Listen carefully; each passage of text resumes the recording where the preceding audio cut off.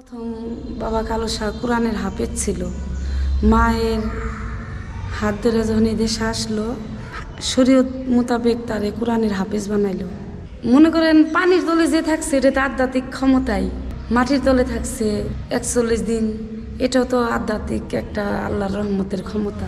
সে জেন্দা পেট ছিল, সে কামের লোক ছিল, সব মানুষের যারা যা বলতো তাই হতো, এখনো হয়। তাই কালু শাহ ফকিরে কয়, যদি সৈয়দের দয়া হয়, দেখা দিও মুর্শিদ আমারে। গুরু না ভজিলাম, কি ভুল করিলাম, হস্তে ঢালিলাম কি।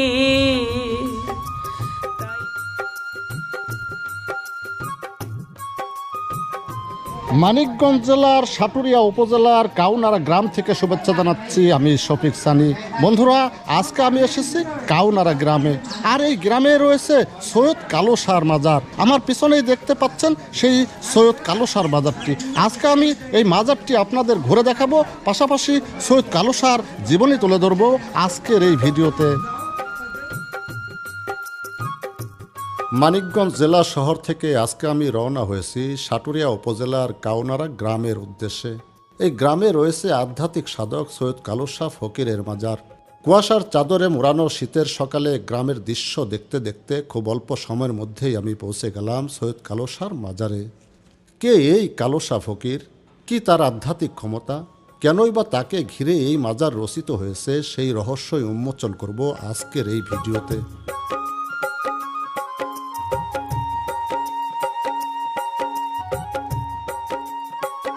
উপমহাদেশের অন্যতম আধ্যাত্মিক সিদ্ধ পুরুষ সৈয়দ কালো শাহ ফকির। তিনি 1809 কিংবা 1810 সালে তৎকালীন পাবনা জেলা তথা বর্তমান সিরাজগঞ্জ জেলার উল্লাপাড়ার কালীগঞ্জ গ্রামে জন্মগ্রহণ করেন। তার পিতার নাম নিতাই ব্যাপারী আর মাতা নূরজাহান বেগম। জন্মের পর তার নাম রাখা হয়েছিল ওসিম উদ্দিন। গায়ের রং কালো বলে বাবা মা আদর করে তাকে কালো বলেই ডাকতেন। এই কালোই হলো আধ্যাত্মিক সাধক সৈয়দ কালো শাহ ফকির।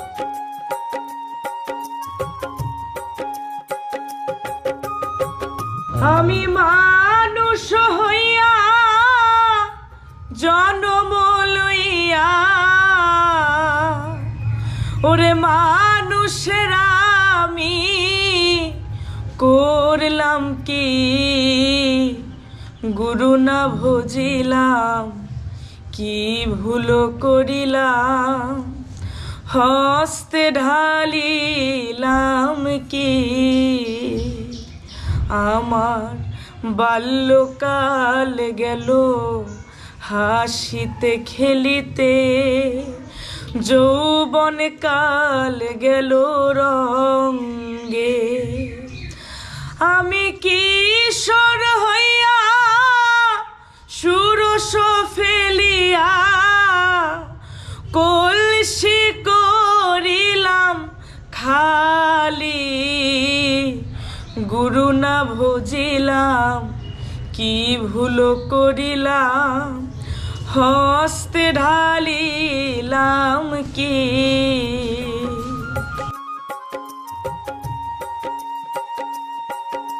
জীবনযুদ্ধের ইতিহাস পরিক্রমা থেকে জানা যায় তার বাবা ছিলেন একজন ক্ষুদ্র ব্যবসায়ী।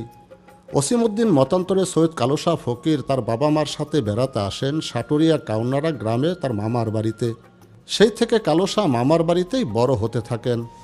নানা কুরবান আলী ছিলেন প্রভাবশালী লাঠিয়াল দলের নেতা। মামা জামাল ও কামাল সর্দারের ইচ্ছে ছিল সৈয়দ কালো শাহকে লাঠিয়াল বানাবে, কিন্তু মায়ের একান্ত ইচ্ছায় তাকে কাউনারা মাদ্রাসায় ভর্তি করান। মেধা বিকাশ আর প্রবল স্মরণ শক্তি বলে তিনি কোরআন মুখস্থ করে হাফেজ উপাধি লাভ করেন।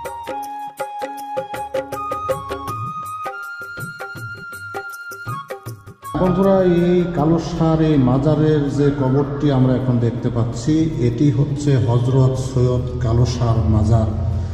এখানে সৈয়দ কালো শাহ তিনি ঘুমিয়ে আছেন, আর এই মাজারে কিন্তু তার বাবা মার কবরও রয়েছে, পাশাপাশি তার ভক্ত মুরিদানদের কবর আমরা এখানে দেখতে পাচ্ছি। এই সৈয়দ কালো শাহ সম্পর্কে আপনি কি জানেন, একটু আমাদের বলুন। আসলে বাবার সম্পর্কে বলার তো শেষ নেই। প্রথম বাবা কালো শাহ কোরআনের হাফেজ ছিল। মায়ের হাত ধরে যখন এই দেশে আসলো, শরীয়ত মোতাবেক তারে কোরআনের হাফেজ বানাইলো। তারপর আমাদের এই মসজিদে নাগিন শহরের বাদশাহ সৈয়দ আতর রহমান, আমাদের বাবা কালো শাহর পীর, তার নাম হলো সৈয়দ আতর রহমান। যখন এই মসজিদে উনি নামাজ পড়লো, ওনার পীর ওই মসজিদে নামাজ পড়ছে, তখন দেখে তারে ভালো লাগাতে তারে কোরআনের যে আহলের বায়াত সেটা সে গ্রহণ করলো। এই আমরা আরো শুনেছি সৈয়দ কালো শাহ তিনি একজন আধ্যাত্মিক ক্ষমতার অধিকারী ছিলেন, সেই বিষয়গুলো আপনি একটু বলুন। আধ্যাত্মিক ক্ষমতাকারী এই মাটিরে আড্ডা উইসা করে এই স্বর্ণ বানিয়েছে, এই স্বর্ণ আবার মাটির সাথে মিশে দিছে। মনে করেন পানির তলে যে থাকছে এটা তো আধ্যাত্মিক ক্ষমতাই। তারপর মাটির তলে থাকছে 41 দিন, এটাও তো আধ্যাত্মিক একটা আল্লাহর রহমতের ক্ষমতা। আমরা শুনেছি তিনি নাকি পানির ভিতরেও ছিলেন এবং পানিতে তাকে বস্তাবন্দি করে ফেলেছিলেন, এই বিষয়টা আমাকে একটু বলেন বিস্তারিত। ওই আমাদের এই দেশে গ্রামের মায়ামাতবুররা তারে গান ভালোবাসতো না। তখন এইখানে একটা জমিদার ছিল, বাইলাইটির জমিদার, তারটাই বিচার দেওয়ার পরে বললো যে ওই কালোরে ডাক দাও। পরে উনি গেল, যাওয়ার পরে কয় আপনি বলে গান করেন? কয় হয় আমি গান করি, আমি আধ্যাত্মিক জগতের গান করি। পরে বললো যে তাইলে এই গান তো আপনি গ্রামের মানুষ পছন্দ করে না। কয় সে পছন্দ না করলে কি, বা আমি আমার দয়ালরে ভালোবাসি, আমি কোরআন থেকে কিছু কিছু কথা নিই, যেমন এই কোরআনের নিয়ে অনেক কিছু গান বাবা লিখছে কোরআন থেকে। যতদিন আল্লাহ পাক আমার বাসা রাখবো আমি গান গাবই। তখন ওনারে বস্তার মধ্যে ভইরে ওই পুকুরে ফালিয়ে হয়। তখন আইসা দেখে কি যারা বিচার নিয়ে গেছিল, দেখে যে বাজার করতেছে। তখন আবার দৌড় পেরে জমিদারেরটাই গেল সবাই মিলে, কয় হুজুর আপনি বিচার করতেন না, তাহলে আমাদের সামনেই বলতেন, তাহলে এখন তারা ছাইরা দিলেন, তাহলে আমরা লজ্জা পেলাম না। কয় কি বলো তোমরা? কয় হ্যাঁ। পরে আবার ডুবারও নামাইছে, দেখে এই বস্তার মধ্যে বাবা নিজে বয়ে দিয়েছেন ধ্যানের মধ্যে। তখন গ্রামের মানুষ দেখে তারাও অবাক, হয়তো কিছু কথা বলবে তারে। তখন জমিদারের মা দেখে নিচে আইসে, আইয়া দিয়া স্বয়ং বাবারে ভক্তি দিল। ভক্তি দেওয়ার পরে জমিদার বলতেছে, মা আপনি তারে ভক্তি দিলেন? ভক্তি দিলাম বাবা, আমার দয়ালের রূপ তারে দেখছি, এই জন্য আমি তারে ভক্তি দিচ্ছি। যে জায়গায় তার মা তারে ভক্তি দিছে, জমিদারের তো আর কিছু বলার থাকে না। তখন ওই মায়ের আদেশে ওই জমিদারই ওনার কাছে ভক্ত হয়।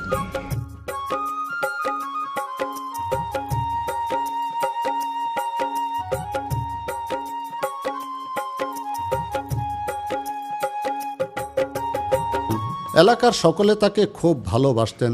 চদ্দার পাত্র হিসাবে গড়ে ওঠা সৈয়দ কালো শাহ ফকির আধ্যাত্মিক চিন্তা চেতনা আর মনন ভাবনায় ফকিরি ভাব প্রকাশ পেতে থাকে।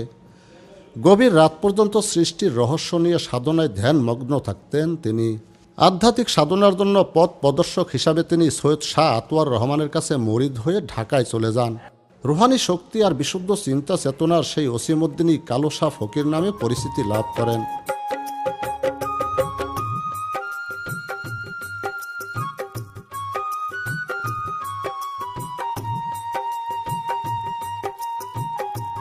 এটা কার কবর? তার বড় ছেলে সিদ্দিক শাহ। এটা হলো সিদ্দিক শাহ কবর। আচ্ছা, তারপরে? আর এটা হলো তার মা। এটা হলো তার মায়ের কবর না? এইটা হলো ওই সৈয়দ কালো শাহর স্ত্রীর কবর। আচ্ছা, আরেকটা কথা, সেটা হচ্ছে এই যে মাজারে প্রতিটা কবরের উপরে আমরা এই যে মোমবাতি, আগরবাতি, তারপরে যে ফুল, পাশাপাশি এই যে পর্দা দিয়ে, কাপড়ের পর্দা দিয়ে ঢেকে রেখেছেন, এটাই ইসলাম কতটুকু সমর্থন করে? আর আল্লাহ বলছে যে আমার বন্ধু যারা তাদের মাজার হবে, তাই না? এই আল্লাহর বন্ধু যারা হয়েছে, আগের থেকেই মানুষ মাজার বানিয়ে একটা গিলাপ দিয়ে তারে সম্মানের সাথে ঢেকে হয়। এইটাই এখানে কেউ আল্লাহরে স্মরণ করে এই দরবারে কেউ মানত করলে তার আশা আল্লাহ পুরা করে তার দোয়ায়। আসলে তার মাজার ঘিরে যে রহস্য, সেটি হচ্ছে তিনি একজন আধ্যাত্মিক ক্ষমতার ব্যক্তি ছিলেন বলেই কিন্তু অনেক অগণিত দর্শক শ্রোতারা এই মাজারে এসে তারা মানত করে থাকেন।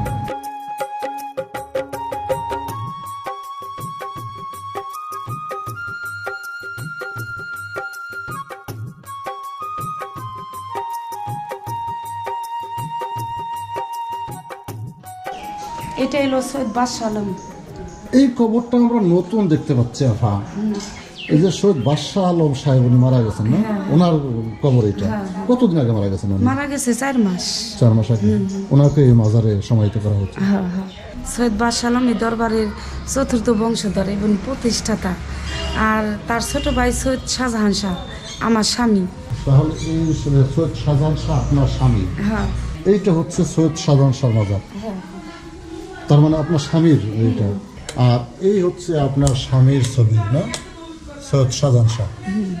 গান করি বা যাই করি, আমাদের নামাজ কোরআন রোজা এবাদত এটা ঠিক রেখে, যেমন আমার বাবা কালো শাহ নামাজ রোজা তাতে কোরআন এগুলো পড়ছে। এটা আমাদের প্রত্যেকেরই মনে রাখতে হবে যে আমরা জানি সবসময় নামাজ কোরআন কইরা তারপরে জানি গান বাজনার মধ্যে থাকি, যেটা আমাদের দয়াল করছে।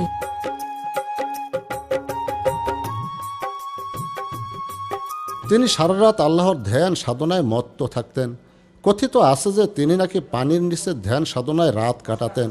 41 দিন মাটির নিচে কবরের মধ্যে থেকেও সাধনা করতেন বলে জানা যায়। এমনকি পীরের নির্দেশে গভীর জঙ্গলেও ধ্যান করতেন তিনি। সৈয়দ কালো শাহ ফকির আধ্যাত্মিক গুণে গুণান্বিত ছিলেন। কয়েক মাইল দূরের ঘটনা অবিকল বলে দিতে পারতেন তিনি।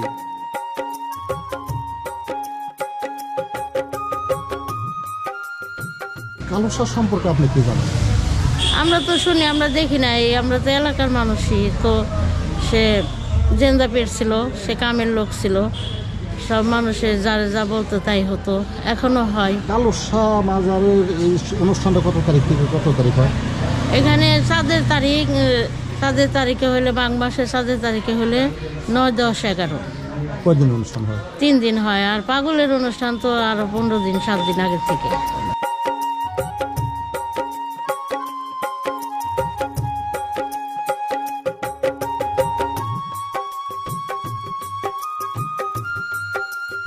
আমাকে কালো শাহ ফকির হুজুর বাইরে জমিদার বাড়ি গেছিল, তারে মানে ধরে নেওয়া হইলো।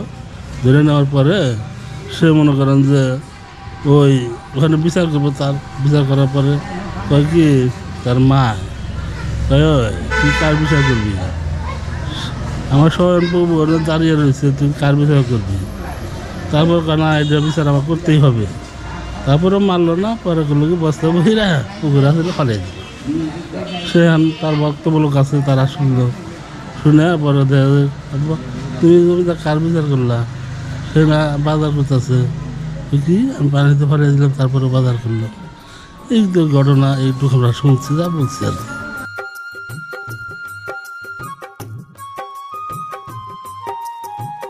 অগণিত ভক্ত মরিদের ইহলৌকিক পরলৌকিক মুক্তি ও শান্তির পথ নির্দেশ করতেন গানের মাধ্যমে।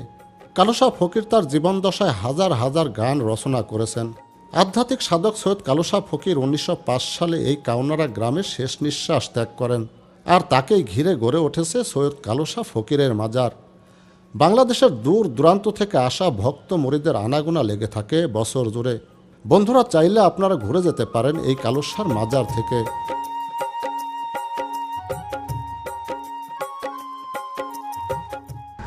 ওরে ফাওয়াইনুল মুরসালিনা